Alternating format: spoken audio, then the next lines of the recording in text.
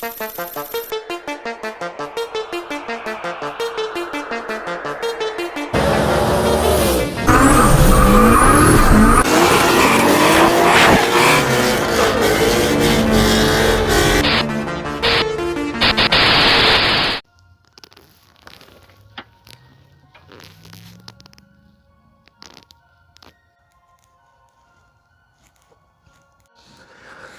right, I just filled it, and trans pan bolts are loose. That one's okay. That one was loose. I'll go over all of these. Oh my God. Jesus. Just know this, it's not my fault. I'm not gonna say what happened right here, but just know that I was really close to setting this thing on fire and having this thing run me over. On that note, I'm gonna fucking go inside. That's what the fuck I'm gonna do.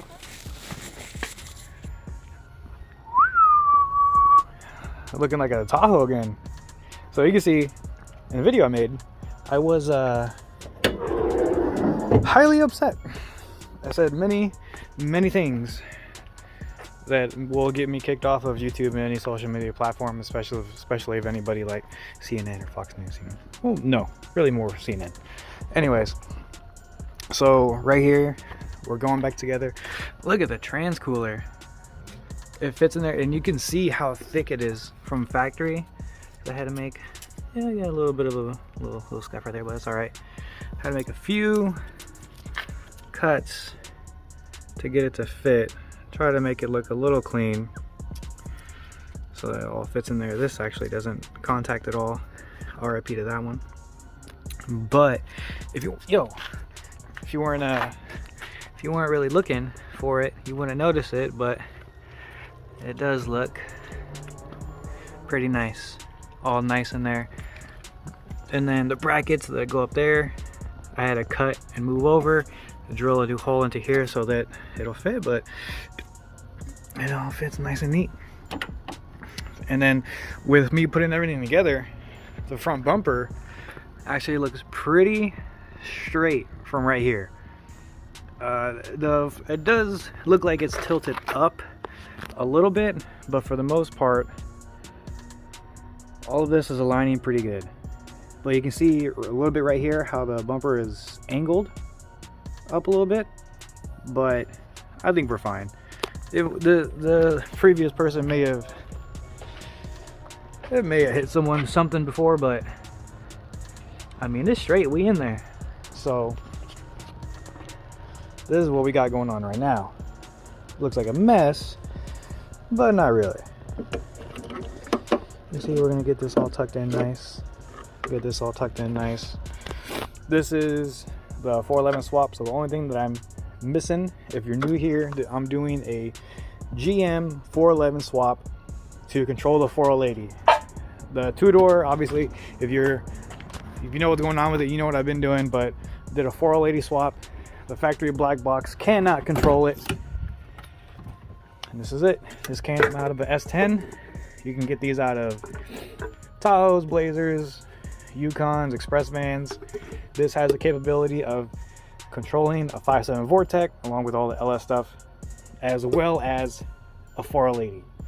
This, not really programmable, not really trustworthy after programming. Factory, it works fine, but once you need to do some stuff and start changing some stuff around, this is not the guy. Whew, all right, so looks like a little bit of a mess, but it's not that bad. On the 411, you got two connectors, and you can see you just reassign everything.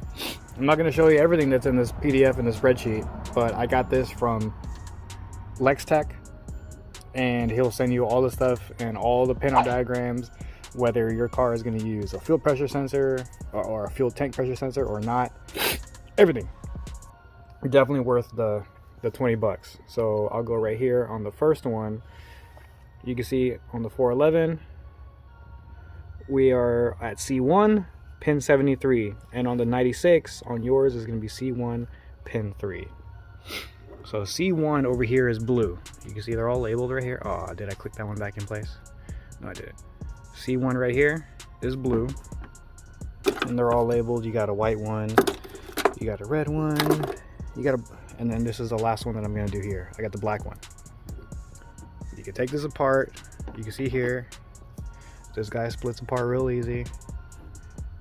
Right there in the back. If you need to, if you don't know how to take this connector apart, you don't need to be doing this job. This is really too far straightforward. And then in here, all your pins are labeled, numbered 1, 2, 3. You can see right there, number 3. So on this side, boom, take this guy out, put him wherever you want. You can see that's all you need to do. This little guy right here just needs to pinch it, and that's it. Slides out, connector comes out. These are what the pins look like. This pink one is not being used anymore. Slides right out, and these actually go into the factory 411. It's a good thing GM didn't change any of these pins, so they're the same. So you're gonna go from C1 pin 3 over here, and then it is going to on C1 pin 73, and it also gives you the wire color, which is brown and white. So if we go to C1 73, it should be brown and white. So we got C1 right here, which is the blue guy, 73. And if we go, you see it right there, 71, 72.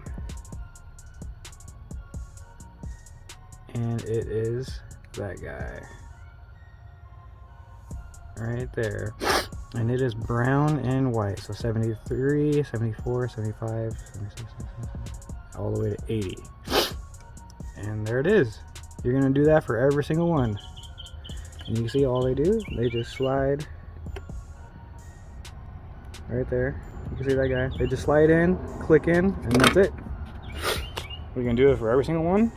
They all have a new home. I'm gonna get to swapping this one over, and then that's it. That's the last one that I have in my book or in my spreadsheet. It's super easy. It's not hard at all. Just take your time. Make sure you don't get anything crossed up. Make sure that you understand which one, because I believe some of these are red and green or red and blue. Red is C2. This, and blue is C1. You can see they have the longer ones.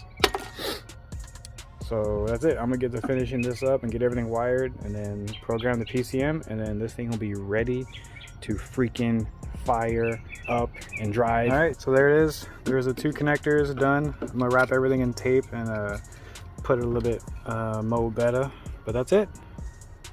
Everything's all put back together. I'm gonna seal it, put the connectors back on them. There is this guy here that I have to tie in because there's one of these wires, I believe it's for the vehicle speed sensor. Both of them have to go into one pin, so I'll splice this one in later. These 2 aren't used anymore. And then that's it. That's it. The wiring is done. You can see right here, connector is empty. Connectors are done. So that's it. I'm gonna get it all put together. I'm gonna go eat me a peanut butter and jelly and then call it a freaking day. We're almost done. Almost. I'm gonna be. It's my ADHD kicking in. And then that's it. We should be able to drive it soon. Everything's put up. I'm pretty sure I'm gonna have an exhaust leak, but I don't care. Man, I don't know. I just like looking at this thing. I like looking at it. I don't know why. I just like it. I like it a lot. I don't like it too much. Obviously, because I'm doing all this shit. So that's it. That's all done. And I'll see you guys in another video. Look out for another update. I got my drive shaft back, so hopefully next time you see another video, this thing will be up and running. Y'all.